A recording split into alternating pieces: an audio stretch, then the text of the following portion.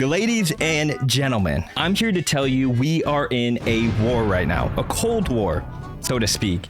It's between survivors and killers, and neither side is willing to stop using meta perks. Now, I made a little bit of a proposal to YouTube. I asked, hey, do you think DBD would be a better place if we removed the meta perks for both the killer and the survivor side? And that proposal was rejected, but that's okay. So I go over to YouTube. This is a place where they allow people to post creative videos about whatever they want. So I'm sure the Dead by Daylight videos are, unique and exciting. Well, every single Dead by Daylight video is starting to feel like a carbon copy of the next. So it's really not illogical for people to come to the conclusion that Dead by Daylight is just a boring game. Well, I'm here to tell you, Dead by Daylight isn't boring. We are. So a little bit about me, a little bit about Stras. I love caffeine. I drink a lot of coffee, so often I try to limit my caffeine consumption. I try to tell myself I'm gonna have 1 cup of coffee and I'll end up having 10 because I have no moderation. So if I'm trying to limit my caffeine intake, I usually just go cold turkey. I don't have any caffeine at all. And now I understand that removing anything from the game is like not ideal, but do we really think that Dead by Daylight players can have moderation? Can anyone go to just pick one of these top 10 perks? No, there is a correlation, an inverse correlation between powerful perks and fun perks. When we look at the top of the spectrum, Pain Res is the most used killer perk, and it's the most powerful perk. But it's really not like that fun. Like I don't have fun using Pain Res.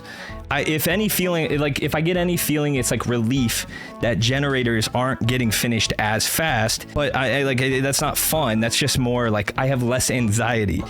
What did I say? Anxiety? But then we look at a perk like Batteries Included. Now, Batteries Included, I would say is pretty fun. It's got like a pretty low pick rate. When you get a play where that's the perk where you get speed around a completed generator. When you get the speed and down somebody that you might not have downed, like that's pretty fun. But the reality is it's not like the most useful. Like there's a lot of times where you're not going to get value from Batteries Included, and it might not win you any game. So a lot of people ask me, like, Stras, how do you still have fun playing Dead by Daylight, or how are you not bored of Dead by Daylight? And look at this picture. I mean, here I am celebrating. I got my fist in the air. I'm triumphant at the end of a Legion game. Well, this Legion game, I actually lost. I got 1 hook. I got 1 kill, but it was a tough match, and I was excited to get that 1 kill. So what I realized is that winning isn't everything. And it just feels like we're right now in Dead by Daylight, like it's just like a very uninspired community. Like the players aren't pushing themselves to go outside of the meta because there's like really no incentive to do so. And then content creators are not, it doesn't seem like anyone, I don't want to say anyone, but very few people are trying to push the boundary to come out with new content, like new styles of content. And like these 3 creators are good creators. They've built an audience because they make good videos, but it seems like a lot of people try to like just emulate the top creators, and they're adding nothing new to the community. I actually looked at every single Dead by Daylight video that was created in the last hour, and over 85% of the videos were either gameplay with no commentary or gameplay with commentary. And I understand like not everyone's trying to be a famous YouTuber, but some people were putting like a lot of time in, I could tell, in like editing and making thumbnails, but like I don't know if they even realize how much of this style of content is coming in at once. And there was some build videos too, but like I would say they were a little bit uninspiring. Like these builds were nothing unique, and they were just trying to play into like the whole meta builds, all this. There was only 1 video that was dropped in the last hour that caught my eye. Now this video is at 1.7K, but it wasn't at the time, but it had way more views than everybody else. It was this Russian video about plague. And I didn't understand a single word, but it was edited pretty nice. You could tell it was like unique. It was like content I hadn't seen before. And the creator was a bigger creator, yes, but I'm guessing the reason they had built up an audience is because they were making unique content. And I don't want to point fingers here because I was doing, part of the problem. I was doing the exact same thing. I was making these generic build videos. These were some of the first videos I ever made. You could watch 30 of these and have no idea who I am. Like, you would click off it and you wouldn't know who Stras was because there was nothing inherently unique about these videos. And they're still some of my best performing videos, and people ask why I don't make this style anymore. It's because I feel like there was really no value being brought to it. Why would you watch my Dracula video, and I'm a Dracula novice, when someone like Bleak posts a video? He plays Dracula every day. So these types of videos don't really add a lot of value to the community, because at the end of the day, if people are going to watch your videos, you have to be really good at the game. You have to be really knowledgeable. You could be really funny or really good on camera. You could be incredibly handsome, like 2021 COVID no haircut Stras. Look at that.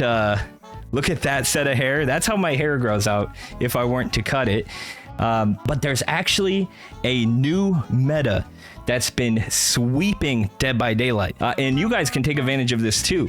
Scott Jund came out with a video, and he kind of broke down the fact that negativity drives more clicks. And I would agree with that. I would definitely agree with that negative headlines pull more clicks. But I'll say this.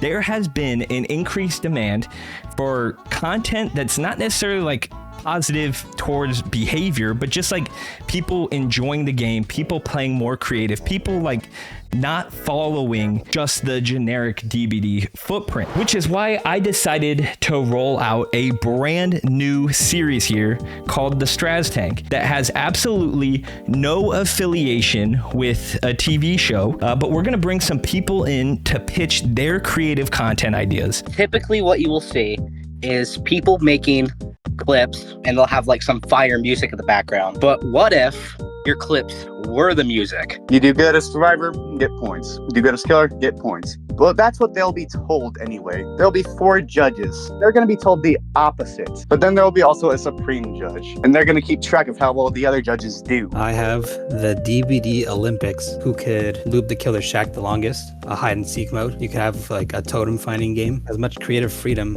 with the games as you want. When the killer hooks a survivor, killer turns into a survivor. The person that is hooked will be the killer. What's the market for this, right? Like who's like the ideal viewer? Music students out there. People who thrive off of chaos. I mean, someone looking for like unique DVD content that's not like about builds or like how to actually play the real game. I'd say it's more like lean to killers who want to like be able to mess with survivors and like just goof around. All right, everybody coming through with the ideas. So if you guys don't know, Dead by Daylight, after months of silence, announced that they're finally starting to accept people into the creator program. And after that massive W, they followed it up by accidentally sending rejection emails to hundreds of people. I don't know if you guys saw this, but there was a bunch of people freaking out on Twitter because they were rejected from the creator program. Or, there could be some content creators watching this on YouTube that actually got rejected despite meeting the criteria, and Behavior had to come out like afterwards saying like, hey, it was an error, we're sorry. But it caused a lot of panic on Twitter. Pretty funny. Kind of a L for Behavior, but one W is they actually created 2 tiers for the creator program now. So the iridescent tier is the tier that they always had. They created 1 tier lower now. So now you can, if you're not as big of a creator, you can apply for the gold tier, which still has a lot of cool like you still get Twitch shirts for that. So super cool for Behavior. If you guys are wondering if old Strazzy Two Fists here got an email for the creator program, I kind of accidentally posted some things, but Behavior doesn't want anyone talking about it. So I'm not going to say whether I did or not, but maybe I got an email. We'll leave it at that. And kind of talking about content in general, I know a lot of people have been like asking about, you know, or like wanting to get into content. Well, if you haven't had an indicator like or anything pushing you to do it before, this new gold tier is like really achievable. So if you're thinking about it, just do it. But just don't be someone that creates the content that we talked about earlier in this episode of like the boring build videos that add nothing to the community, or you know, or like that are just the carbon copies. Don't do that. Make fun, creative content. So now we're at everyone's favorite part of In the Loop. We got 3 nominations for this week's Hooked Highlight, and then we're gonna put it to a vote. Congratulations to Ari with this week's Hooked Highlight. Insane pig ambush. Basically just goes over the rock and the pallet, gets the hit. Congratulations on this week's Hooked Highlight. I'm glad there wasn't too much drama with that voting, like the drama with the Bone Chill event, guys. A new event came out and people are already upset. There's posts going around on Reddit talking about how there's no rewards for this event. You know, people are talking about how this is so killer sided. People are talking about why is there a new event for people just to sweat in it. Well, all the controversy is around the new icy snow skulls. So the event is almost exactly the same as last year's, except they added these new icy snow skulls, and they can block pallets and they can block generators. So if you think about it, it's basically like Vecna's Mage Hand and a combination of like a little bit of like gen slowdown. So survivors not too happy with this event, and people are saying like why people are playing so sweaty. But one thing I will say is, at least me personally, I like kind of match the energy of the survivors. Like I feel like sometimes survivors will pop like 2 gens and wonder why I'm sweating, and it's because why am I gonna go pick up snowballs if you're gonna just crush gens? Like then I'm gonna go chase you down. So like I don't know, I don't think it's fair to be criticizing, like, I don't know, people sweating too hard.